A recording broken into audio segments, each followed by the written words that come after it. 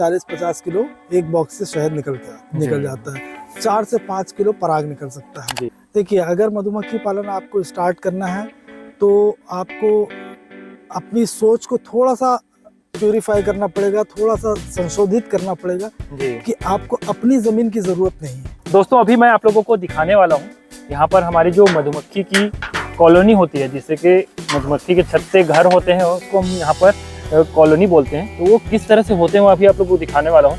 अभी ये थोड़ा सा अग्रेसिव होता है, शाम का समय है, इनका घर लौटने का समय होता है, तो इसलिए मैंने पूरी सेफ्टी लगा कर रखी हुई है। अभी चलिए मैं आप लोगों को थोड़ा सा दिखाने की कोशिश करता हूँ किस तरह से है ये देखिए, ये काफ़ी सुंदर तरीके से ये पूरा अभी इसी में वो शहद भी बन रहा है और इसमें उनकी लार्वा यानी बच्चे भी तैयार हो रहे हैं, खाने के लिए भी इसी में है। तो सारी चीज़ें यहीं पर होती है, उनकी कॉलोनी से कही जाती है।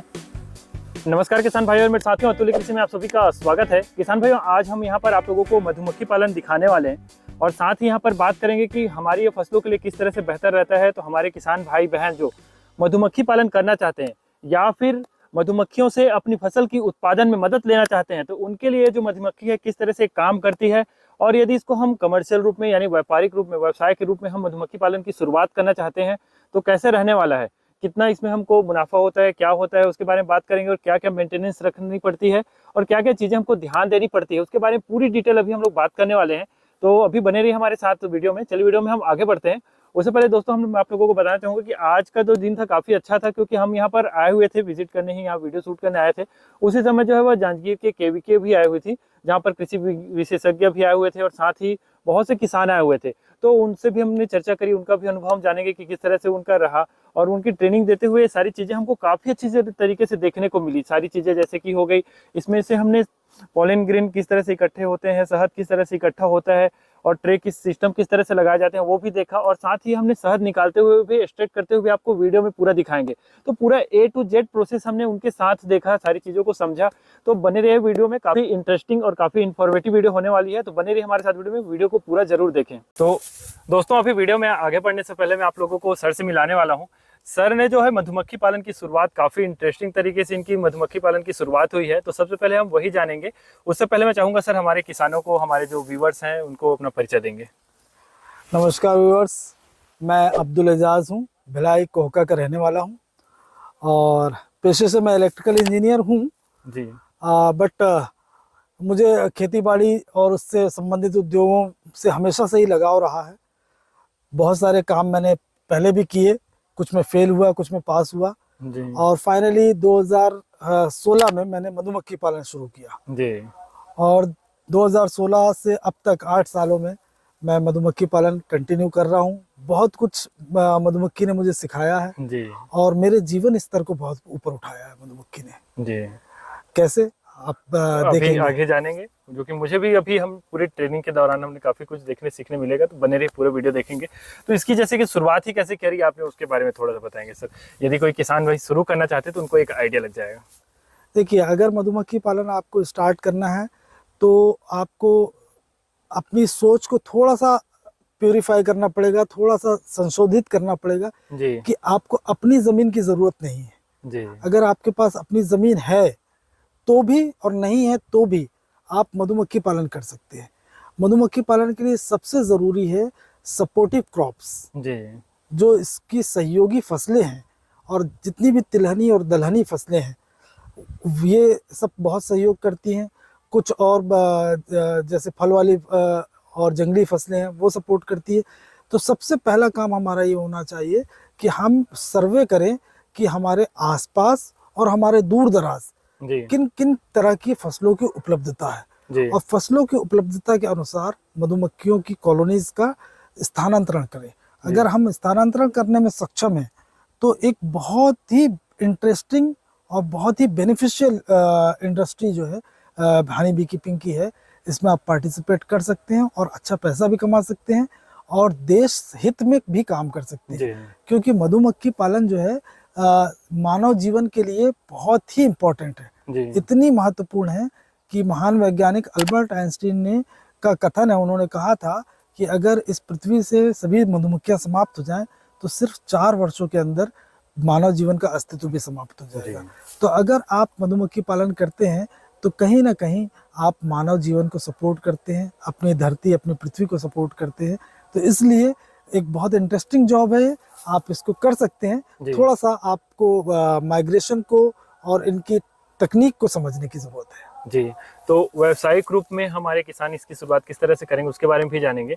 तो यहाँ पे सबसे पहले जो इंटरेस्टिंग बात मुझे लगी सर, और बहुत से किसान भाइयों के मन में सवाल भी रहते हैं, या फिर जो बॉक्स बोलेंगे, बी बॉक्स जो होता है, वो अपने फॉर्म पे लेकर के आए हैं, लेकिन उनको समस्या मिलती है कि हमारी बी गायब हो गई, या फिर वो सक्सेसफुल तरीके से नहीं कर पाते हैं। तो सबसे बड़ा कारण जो मुझे लगा उनका असफल होने का, जो वही है स्थानांतरण।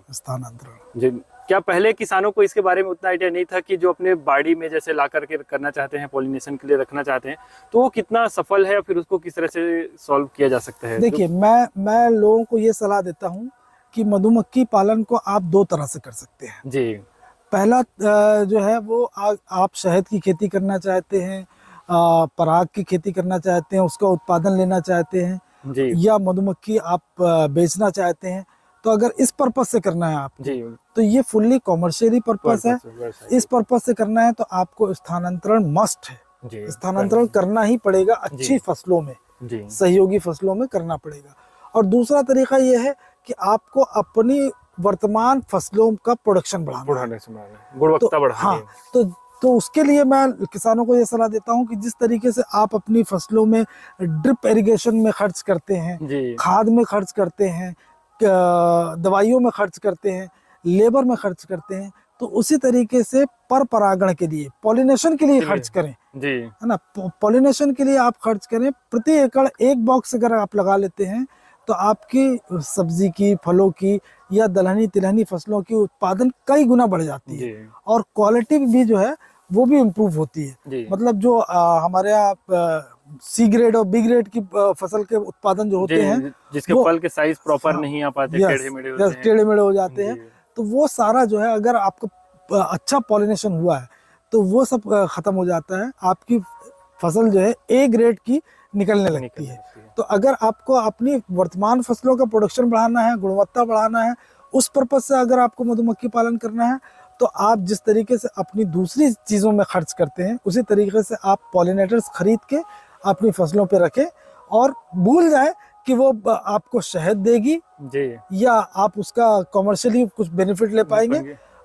शहद से 10 गुना ज्यादा आपकी फसलों का उत्पादन बढ़ के और क्वालिटी बढ़ा के वो आपको फायदा दे देगी। तो अगर आपकी वो एक बॉक्स अगर आपको 4,000, 5,000 या 6,000 में मिलता है, और आपकी 2 से 3 फसलों का भी उत्पादन बढ़ा देता है, तो वो अपनी कीमत से कई गुना ज्यादा आपको कमा के दे देता है। प्रति एकड़ एक बॉक्स रखने की जरूरत है। जी। तो दूसरे तरीके वाले किसान अगर वो माइग्रेशन करने में सक्षम नहीं है, जी, तो वो एक तरीके से अपने पॉलिनेटर्स के ऊपर खर्च करने के लिए लगाए पैसे। जी, तो उसमें अलग अलग फसल लगा सकते हैं। और जैसे कि पहला आपने बताया सर, व्यावसायिक रूप में जो करना चाहते हैं, जो कि इंटरेस्टेड हैं, शौकीन हैं, जो कि करना चाहते हैं, तो उसका किस तरह से रहने वाला है उसके बारे में बताएंगे उनका। देखिए, व्यावसायिक रूप से अगर आपको मधुमक्खी पालन करना है किसी भी किसान को, तो मेरी सलाह ये होगी कि वो 50 बॉक्सेस चालू करे। जी, पहले अच्छे से तरीके से ट्रेनिंग ले ले, जी, और जो पहले से मधुमक्खी पालन कर रहे हैं, जी, है ना, उनसे संपर्क कर ले,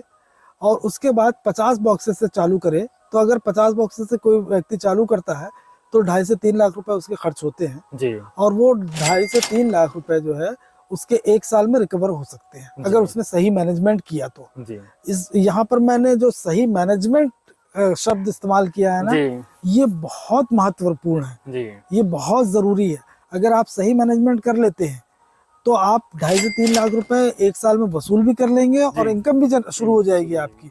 और अगर आपने मैनेजमेंट सही नहीं किया तो वो आपके 2.5 से 3 लाख रुपए डूब भी जाएंगे। मैं एकदम क्लियर बात बताता हूँ, किसी भी यूट्यूब में आके या वीडियो बना के गलत इन्फॉर्मेशन नहीं देना मुझे, है ना। तो सही मैनेजमेंट में जो है फसलों का चुनाव, सही जगह पे स्थानांतरण, सही समय पे स्थानांतरण, सही समय पे शहद का निष्कासन, सही समय पर पॉलन का निष्कासन, ये सब चीज़ें करके आप जो है मधुमक्खी पालन को कॉमर्शियली भी पॉसिबल बना सकते हैं और बेनिफिट में जा सकते हैं। जी, तो एक बॉक्स को लेकर के चले सर, तो इसमें क्या खर्च आ जाता है एक बॉक्स में, जैसे कि बात करें तो? देखिए एक बॉक्स जो है वो आजकल 4 से 6 हज़ार रुपए के अराउंड मिल जाता जी, है ना, पूरी कॉलोनी के साथ। पूरी कॉलोनी के साथ। जी। एक बॉक्स में जो है एक परिवार होता है पूरा, जी। जिसमें 3 तरह की मक्खियाँ होती हैं। एक रानी मक्खी होती है जिसका काम होता है अंडे देना, जी बाकी 30-35 हज़ार 40 हज़ार मादा श्रमिक मक्खियाँ होती हैं, जी। 2-4% नर होते हैं, होते हैं। है ना। ये मधुमक्खियों की जनसंख्या जो है वो समय के साथ बढ़ती भी है और कम भी होती है। जी जैसी उनको अच्छी खुराक मिलती है, अच्छा फेवरेबल टेम्परेचर मिलता है और फेवरेबल कंडीशन मिलती है, तो उनकी कॉलोनी ग्रो करने लगती है, जी बढ़ने लगती है।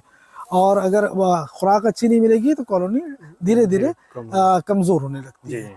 तो यही है कि आप अगर एक बॉक्स लेना चाहते हैं तो किसी अच्छे मधुमक्खी पालक से 4 से 5 हज़ार रुपये में, 6 हज़ार रुपये में आपको कॉलोनी मिल जाती है। जी। ये मैं 4 से 6 हज़ार रुपये इसलिए बोल रहा हूँ कि टाइम, सीजन और स्थान जी इसके, क्योंकि अपने यहाँ छत्तीसगढ़ में उपलब्धता भी कम कम है बहुत, है ना। तो कब कहाँ किस रेट में आपको मिल जाए, वो उसके 4 से 6 हज़ार रुपये के अंतर्गत मिल जाते हैं। ये मिल जाती है एक कॉलोनी बॉक्स के साथ। जी। और वही व्यवसाय ग्रुप में ही जैसे कि बात करें तो उसमें भी हमको वही रेट मिलेंगे उसमें, है ना। जैसे 50 से शुरू करेंगे तो वही हाँ, वही रेट हाँ। मिलने वाला है। और इसके अलावा ना बहुत सारी शासकीय योजनाएं भी रहती जी हैं। तो शासकीय योजनाओं में आप चाहें तो उद्यानिकी विभाग में कुछ स्कीम आती है, वहाँ सब्सिडी मिल जाती है। फॉरेस्ट डिपार्टमेंट में सब्सिडी मिल जाती है, जी, तो आप वहाँ से उसका भी भी लाभ ले कॉन्टेक्ट कर सकते सकते हैं। हैं। हाँ, और इसमें जैसे कि प्रोडक्शन की बात करें सर, तो इसमें किस तरह से प्रोडक्शन आता है? आइडियली देखिए 30 से 40 किलो प्रति बॉक्स प्रति वर्ष उत्पादन क्षमता है जी एपिस मेलिफेरा की, जी है ना। अगर आपने सही मैनेज किया तो 30 से 40-50 किलो एक बॉक्स से शहद निकल जाता है। 4 से 5 किलो पराग निकल सकता है। जी अगर आपने पराग वाली फसलों में रखा तो 4 से 5 किलो प्रतिवर्ष पराग भी निकल सकता है जी। एक बॉक्स से। और इसकी मार्केट की किस तरह से रहने वाली सर? अगर कोई फार्मर जो है शुरुआत तो कर लिए, फिर मार्केट किस तरह से रहेगा उनका? देखिए मार्केट का ऐसा है कि आप अगर अपनी पैकेजिंग करते हैं जी तो अपना खुद का ब्रांड स्थापित कर सकते हैं। हमारा अपना खुद का ब्रांड है प्राकृतिक शहद के नाम से, तो अपना ब्रांड आप स्थापित कर सकते हैं। अदरवाइज इसका बहुत बड़ा स्कोप है एक्सपोर्ट का, जी और आप डायरेक्ट एक्सपोर्ट करने में अगर सक्षम है तो डायरेक्ट कर लें।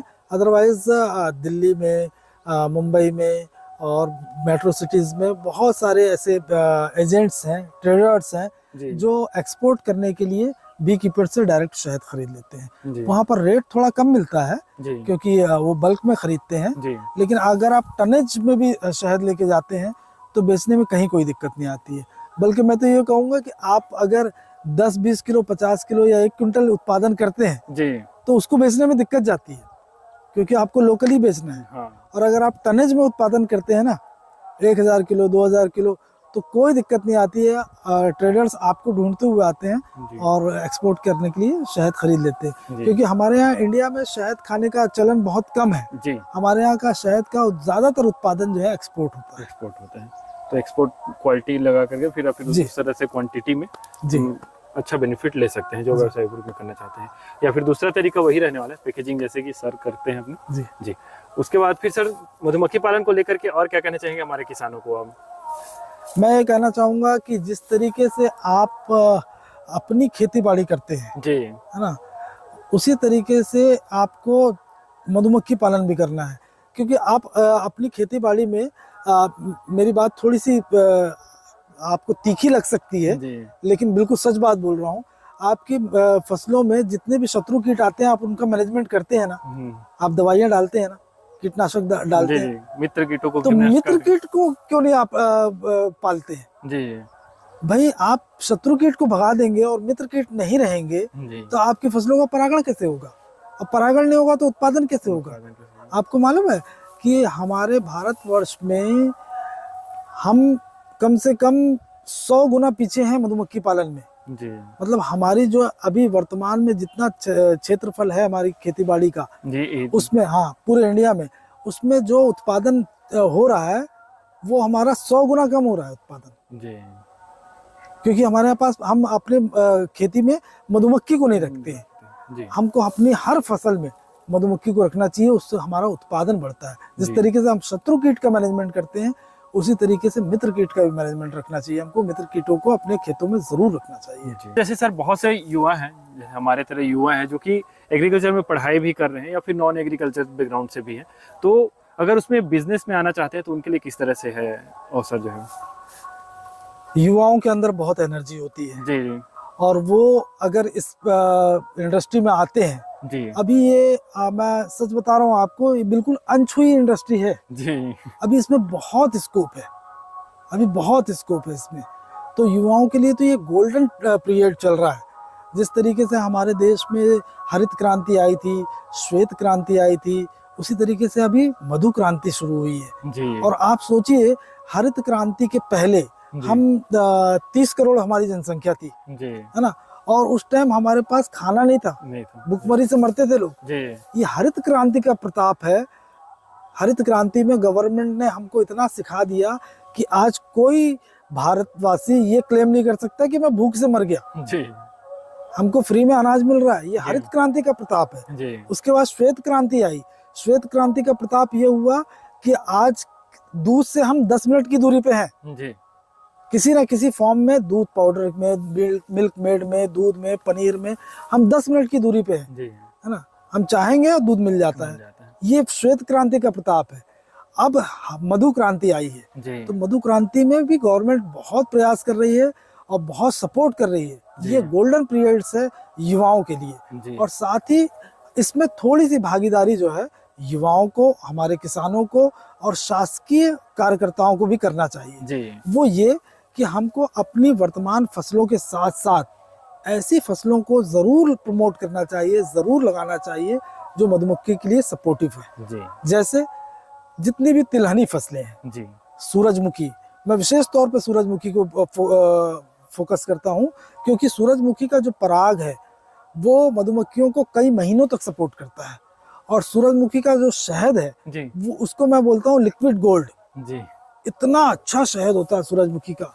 तो सूरजमुखी, सरसों, नाइजर, इन सब फसलों को सपोर्ट करना तो हर किसान को चाहिए। अगर वो 10 एकड़ का किसान है तो 9 एकड़ में वो जो कर रहा है करे, धान उगा रहा है उगाए, सब्जी उगा रहा है उगाए, उसको 10 एकड़ में से 1 एकड़ जो है ना, कम से कम तिलहनी फसलों को जरूर उगाना चाहिए। और शासकीय योजनाओं में भी इसको शामिल करना चाहिए। कि आपके चैनल के माध्यम से मैं शासकीय कार्यकर्ताओं को, अधिकारियों को, पॉलिसी मेकर्स को ये संदेश देना चाहता हूँ।